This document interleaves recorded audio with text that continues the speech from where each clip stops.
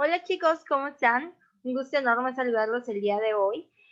Hoy también les estaré dejando esta segunda parte de la lección correspondiente al día de hoy, el día martes, ¿sale? Hoy vamos a estar viendo los principios rectores de los derechos humanos. En la diapositiva pasada ya estuvimos viendo lo relevante a los atributos distintivos de los derechos humanos y ahorita vamos a estar viendo los principios de los rectores de los derechos humanos, principios rectores de los derechos humanos. Comenzamos, chicos.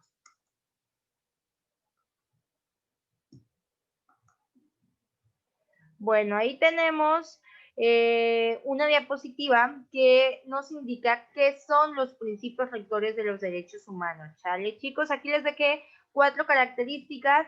Sin embargo, pues estos principios rectores de los derechos humanos son muchos más amplios. Sin embargo, yo nada más para efectos de la materia les dejo estas 4 características que nos pueden indicar qué son los principios, perdón, rectores de los derechos humanos.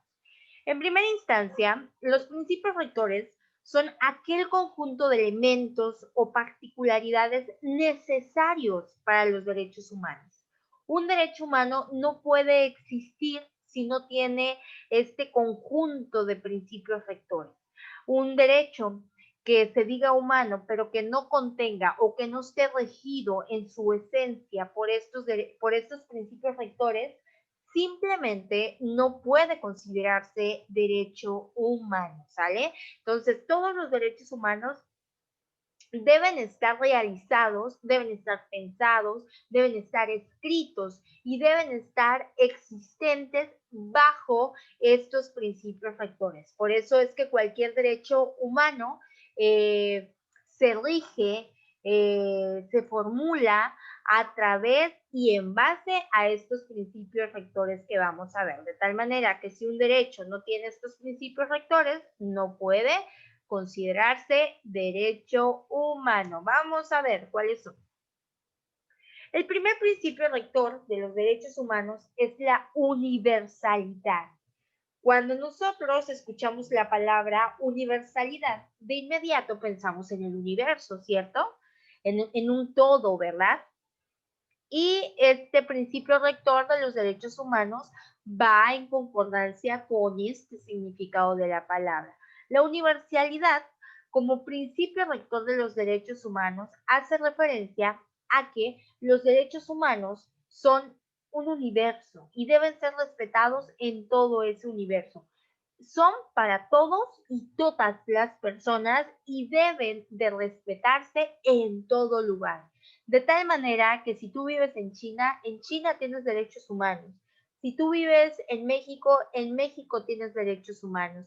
Si tú eres hondureño, en Honduras tienes derechos humanos. Por eso es que aunque los migrantes salgan de su país de origen, pues vengan a México, estén en Estados Unidos, en ambos lugares, ellos siguen siendo titulares de los derechos humanos. ¿Por qué? Porque son humanos, ¿verdad?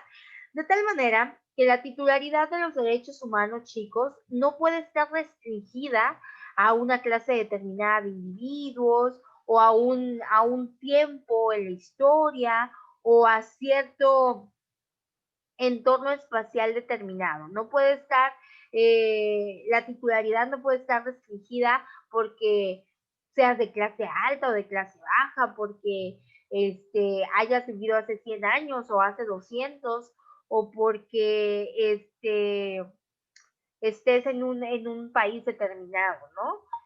Los derechos humanos deben ser aceptados y respetados por todos, chicos, los estados con independencia del sistema político, económico y social que sigan. Por todos los estados deben ser aceptados los derechos humanos. Antes de continuar, me gustaría aclararles el por qué les digo estados.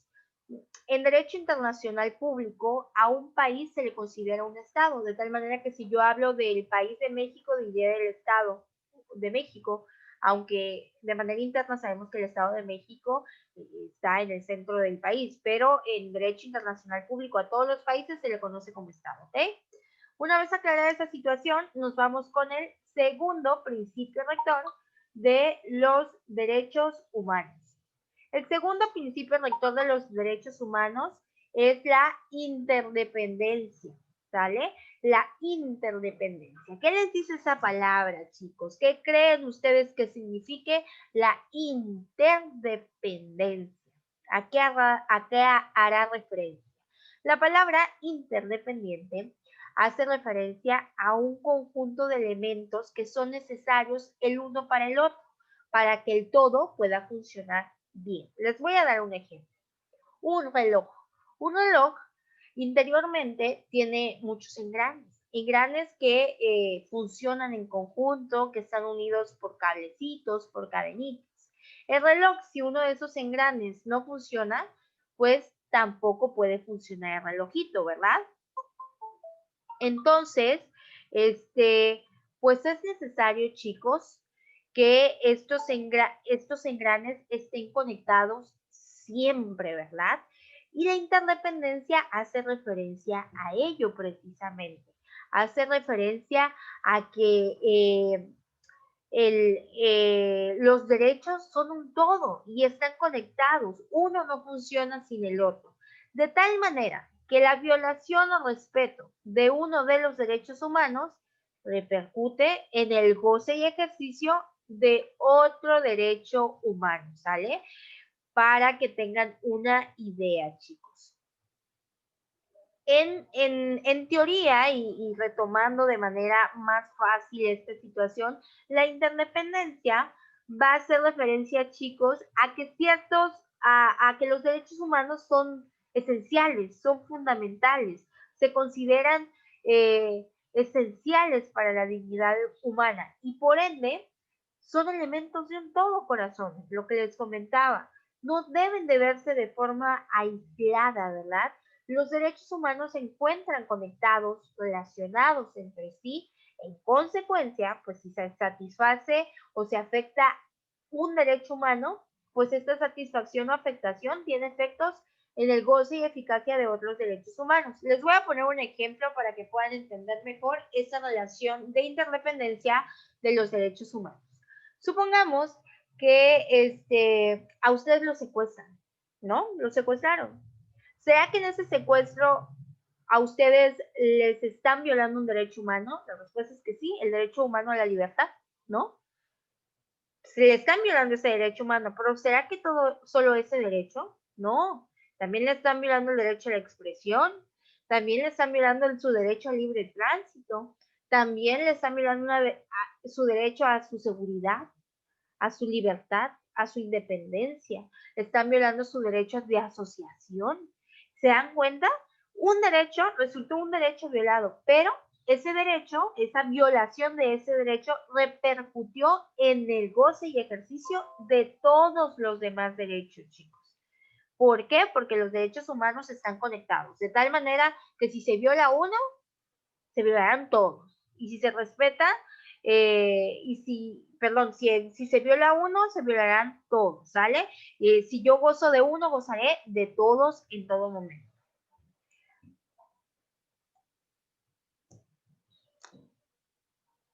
Vamos a ir con la siguiente diapositiva, que es el principio rector de indivisibilidad. Este es otro de los principios rectores de los derechos humanos, chicos, la indivisibilidad, ¿sale? También es un principio rector del derecho humano. Y este principio de indivisibilidad hace referencia a algo que no se puede dividir, ¿verdad? Algo que existe en conjunto y que no se puede dividir. De tal manera que este principio hace referencia a que los derechos humanos forman un conjunto que no se puede separar, que es inseparable, corazón. Esto es, a que constituyen elementos de un todo que no admite separación. ¿Por qué no van a admitir separación los derechos humanos? ¿Por qué son inseparables los derechos humanos? Porque, por lo que veíamos anteriormente, porque el goce y ejercicio de uno repercute en el goce y ejercicio de otros. No se pueden separar. Si me respetas uno, me respetarás todos. Si me violas uno, me violarás todos, ¿sale? Por eso es que no admiten división, son indivisibles. Y el cuarto principio rector de los derechos humanos es la progresividad. La progresividad hace referencia al progreso, al avance, a la evolución positiva, a la mejora continua y en contramedida a la no regresividad.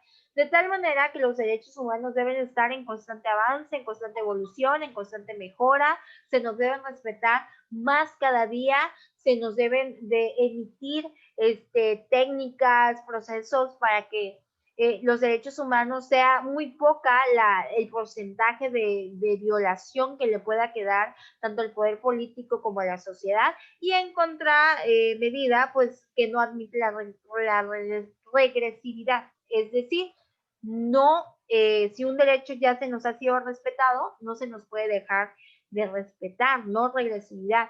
Ejemplo, si en México está prohibida la esclavitud, no debe de volverse a permitir que haya esclavitud. Al contrario, no se regresa, se evoluciona, se mejora, ¿sale?